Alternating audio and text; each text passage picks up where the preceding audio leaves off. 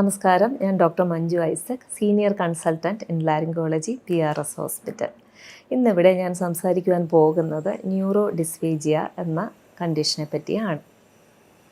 Dysphagia എന്നാൽ ഭക്ഷണം ഇറക്കുവാനുള്ള ബുദ്ധിമുട്ട്, അതിനെയാണ് ഡിസ്ഫേജിയ എന്ന് പറയുന്നത്.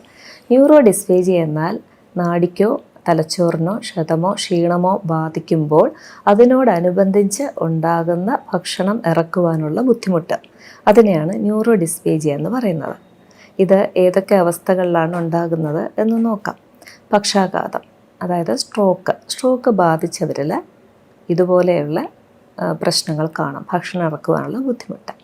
ഏതെങ്കിലും നാഡികൾക്ക് ക്ഷതം വന്നാൽ, അല്ലെങ്കിൽ അതിന് മുഴകളോ എന്തെങ്കിലും ബാധിച്ചാൽ, പിന്നെ അപൂർവമായിട്ട് ഏതെങ്കിലും ന്യൂറോ സർജറി പ്രൊസീജിയർ കഴിഞ്ഞതിന് ശേഷം പിന്നെ തലച്ചോറിനെയോ നാഡികളെയോ ബാധിക്കുന്ന മറ്റു ചില അസുഖങ്ങൾ, motor neuron disease, Parkinson's disease, ഇതൊക്കെയാണ് ന്യൂറോ ഡിസ്ഫേജിയ സാധാരണ വരുന്ന അവസ്ഥകൾ.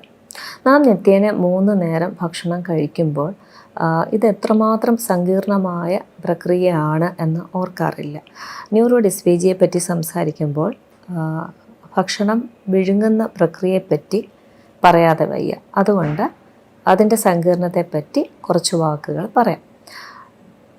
നമ്മൾ കഴിക്കുന്ന ആഹാരം ആമാശയത്തിൽ എത്തുന്നത് വരെ 3 ഘട്ടങ്ങളുണ്ട്.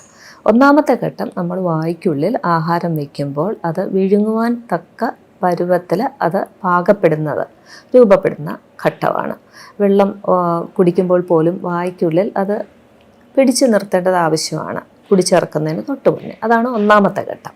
രണ്ടാമത്തെ ഘട്ടം, വായ്ക്കുള്ളിൽ നിന്ന് തൊണ്ടയിലേക്ക് ആഹാരം ഇറങ്ങുന്നു. തൊണ്ടയ്ക്കുള്ളിൽ 2 വഴികളുണ്ട്. അത് ഒന്ന് അന്നനാളത്തിലേക്ക് പോകുന്ന വഴിയാണ്, 2 ശ്വാസം കടക്കുന്ന വഴിയാണ്. അപ്പോൾ നമ്മൾ കഴിക്കുന്ന ഭക്ഷണവും കുടിക്കുന്ന വെള്ളവും അത് അന്നനാളത്തിലേക്ക് തന്നെ പോകണം. തിരിച്ചായാൽ അത് അപകടമുണ്ടാകും, ന്യൂമോണിയയിൽ അവസാനിക്കും. മൂന്നാമത്തെ ഘട്ടം, അന്നനാളത്തിലേക്ക് കടക്കുന്ന ആഹാരം ആമാശയത്തിലേക്ക് എത്തപ്പെടുന്നു. അതാണ് മൂന്നാമത്തെ ഘട്ടം. 6 ജോഡി ശിരോനാഡികളും 35 പേശികളും ഏകോപിച്ചുള്ള ഒരു പ്രവർത്തന ഫലമായാണ് നമുക്ക് ഭക്ഷണം നേരെ ചൊവ്വെ കഴിക്കാൻ സാധിക്കുന്നത്. നമ്മൾ 3 നേരവും ഭക്ഷണം കഴിക്കുമ്പോൾ ഇതിനെപ്പറ്റി ചിന്തിക്കാറില്ല. എത്ര അനുഗ്രഹീതരാണ് നന്നായി ഭക്ഷണം കഴിക്കുവാൻ സാധിക്കുന്നത് എന്ന് ഓർക്കുക. ഇതിൽ രണ്ടാമത്തെ ഘട്ടം, തൊണ്ടയിലൂടെ ഭക്ഷണം കടക്കുന്ന ഘട്ടം പറഞ്ഞല്ലോ, അതാണ് ഈ 3 ഘട്ടങ്ങളിലും ഏറ്റവും അതിസങ്കീർണമായ ഭാഗം. ഇനി സ്ട്രോക്ക് ബാധിച്ച രോഗികൾ നമുക്ക് ചുറ്റുമുള്ള ചിലരെ നിങ്ങൾ ശ്രദ്ധിച്ചിട്ടുണ്ടാവില്ലേ? അവർക്ക് ദ്രാവക രൂപത്തിൽ ഭക്ഷണം കൊടുക്കുവാൻ തക്കവണ്ണം മൂക്കിലൂടെ ഒരു ട്യൂബ് ഇട്ടിരിക്കും. അതിന് റൈൽസ് ട്യൂബ് എന്ന് പറയും. അതുപോലെ ചിലർക്ക് വയറ്റിലൂടെ നേരിട്ട് ഇടുന്ന ഒരു ഫീഡിങ് ട്യൂബുണ്ട്, അതിന് പെഗ് ട്യൂബ് എന്ന് പറയും. ഇങ്ങനെ ഇത്തരം രോഗികളെ നിങ്ങൾ ശ്രദ്ധിച്ചിട്ടില്ലേ? അവർക്ക് ഭക്ഷണം വായിലൂടെ ഇറക്കുവാൻ സാധിക്കാതെ വരുന്നത് കൊണ്ടാണ്. സ്ട്രോക്ക് ബാധിക്കുമ്പോൾ ചിലർക്ക് ദേഹത്തിൻ്റെ ഒരു ഭാഗം തളർന്നു പോകില്ലേ? അതുപോലെ തന്നെയാണ്, അതായത് ആ പേശികൾക്ക് ശേഷിക്കുറവ് വരുന്നു. അതുപോലെ തന്നെയാണ് കഴുത്തിൻ്റെ ഭാഗത്ത്, വായുടെ അടുത്തും പരിസര പ്രദേശത്തും ഒക്കെയുള്ള പേശികൾക്ക് വരുന്ന പ്രശ്നങ്ങൾ കൊണ്ട് അവയുടെ ശേഷിക്കുറവ് കൊണ്ട് ഭക്ഷണം ഇറക്കാൻ പറ്റാതെ വരും. അപ്പോൾ നമുക്ക് എന്താണ് ഇത്തരം അവസ്ഥകളിൽ ചെയ്യാൻ കഴിയുക എന്ന് നോക്കാം. അപ്പോൾ ഇതിന് പല പരിശോധനകളും ആവശ്യമാണ്. അതിനു മുന്നേ തന്നെ ഏറ്റവും പ്രധാനം രോഗിയുടെ ന്യൂട്രീഷൻ നിലവാരം നിലനിർത്തുക എന്നുള്ളതാണ്. അതായത് ശരീരത്തിന് ആവശ്യമുള്ള പോഷകങ്ങൾ എന്തായാലും രോഗിക്ക് കിട്ടിയിരിക്കണം, അല്ലെങ്കിൽ ക്ഷീണിച്ചു പോകും. അതിന് നമുക്ക് പെഗ് ട്യൂബ് ഫീഡിംഗ് ഉണ്ട്, റൈൽസ് ട്യൂബ് ഫീഡിംഗ് ഉണ്ട്, അങ്ങനെ ഇതര മാർഗങ്ങളുണ്ട്. ഇനി പരിശോധനകൾക്ക് വേണ്ടി തയ്യാറാകുമ്പോൾ എന്തൊക്കെ നമുക്ക് ചെയ്യാൻ പറ്റും എന്ന് നോക്കാം.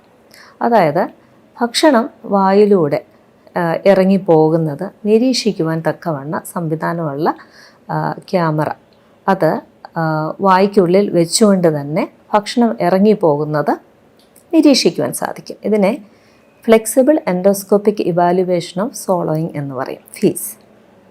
അതുകൂടാതെ ബേരിയം ദ്രാവക രൂപത്തിൽ അല്ലെങ്കിൽ കുഴമ്പ് രൂപത്തിൽ രോഗിക്ക് നൽകുകയും അത് ഫ്ലൂറോസ്കോപ്പി എന്ന മാധ്യമത്തിലൂടെ നിരീക്ഷിക്കുകയും ചെയ്യുക. അതാണ് രണ്ടാമത്തെ ഒരു പരിശോധന. അന്നനാളത്തിലൂടെ ഭക്ഷണം പോകുന്നത് പോലും നേരിട്ട് നിരീക്ഷിക്കുവാൻ സാധിക്കും. ട്രാൻസ്നേസൽ ഈസോഫാഗോസ്കോപ്പി എന്ന് പറയും. പിന്നെ അന്നനാളത്തിൻ്റെ തന്നെ വിവിധ ഭാഗങ്ങളിലുള്ള പേശികളുടെ മർദ്ദം അത് പരിശോധിക്കുവാൻ സാധിക്കും. അതിന് മാനോമെട്രി എന്ന് പറയും. അപ്പോൾ ഇത്തരം പരിശോധനകളിലൂടെ തന്നെ ഏത് ഭാഗത്തെ പേശികൾക്കാണ് ബലക്കുറവ് വന്നിരിക്കുന്നത് എന്ന് അറിയുവാനും അതിന് തക്ക ചികിത്സ നൽകുവാനും സാധ്യമാണ്. ഒന്നാമതായി ചികിത്സയുടെ ഭാഗമായി ഏറ്റവും പ്രധാനമായിട്ടുള്ള കാര്യം എന്ന് പറഞ്ഞാൽ ഏത് പേശികൾക്കാണ് ബലക്കുറവ് എന്ന് കണ്ടുപിടിച്ചാൽ ആ പേശികളെ ബലപ്പെടുത്തുവാനുള്ള എക്സർസൈസുകൾ ചെയ്യുക എന്നുള്ളതാണ്. സ്ട്രെങ്തനിങ് എക്സർസൈസുകൾ ഫിസിയോതെറാപ്പി സ്ട്രോക്ക് വന്ന ഒരു രോഗിക്ക് കൊടുക്കുന്ന പോലെ തന്നെയാണിത്. രണ്ടാമതായിട്ട് സ്ട്രെങ്തനിങ് എക്സർസൈസുകളും കാര്യങ്ങളും ഒക്കെ കഴിയുമ്പോഴേക്കും നമുക്ക് നേരിട്ട് ആഹാരം കൊടുക്കുവാൻ സാധിക്കുമോ എന്നുള്ളതാണ് അടുത്ത ചോദ്യം. അതിന് ആഹാരം രോഗിക്ക് കഴിക്കുവാൻ പാകത്തിൽ അത് മോഡിഫൈ ചെയ്തെടുത്ത് നൽകുക. ഡയറക്റ്റ് ഫീഡിങ് തെറാപ്പി എന്ന് പറയും. ഡയറക്റ്റ് ഫീഡിങ് തെറാപ്പിക്ക് പേഷ്യൻറ്റിനെ അഡ്മിറ്റ് ചെയ്യണം. ആശുപത്രിയിൽ നിരീക്ഷിച്ചുകൊണ്ട് തന്നെ ന്യൂമോണിയ ഒന്നും വരുന്നില്ല എന്ന് ഉറപ്പാക്കി നേരിട്ടുള്ള നിരീക്ഷണത്തിന് കീഴിൽ ഈ ചികിത്സ ആരംഭിക്കാവുന്നതാണ്. അതിന് സോളൈങ് റീഹാബിലിറ്റേഷൻ എന്ന് പറയും. ബലക്കുറവുള്ള പേശികൾക്ക് സ്ട്രെങ്തൻ ചെയ്യാൻ വേണ്ടി ന്യൂറോ മസ്കുലർ സ്റ്റിമുലേഷൻ പോലെയുള്ള സംവിധാനങ്ങളും ലഭ്യമാണ്.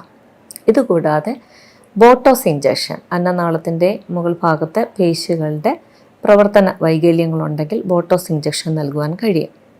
മറ്റനേകം കാരണങ്ങൾ കൊണ്ട് വിഴുങ്ങുവാൻ സാധിക്കാതെ ഇരിക്കുകയാണെങ്കിൽ തൊണ്ടയുടെയും പരിസര പ്രദേശത്തുള്ള പേശികൾക്ക് അതിന് തക്കവണ്ണ പരിഹാരം ചെയ്യുവാൻ സാധിക്കും. പല സർജറികളും ലഭ്യമാണ്.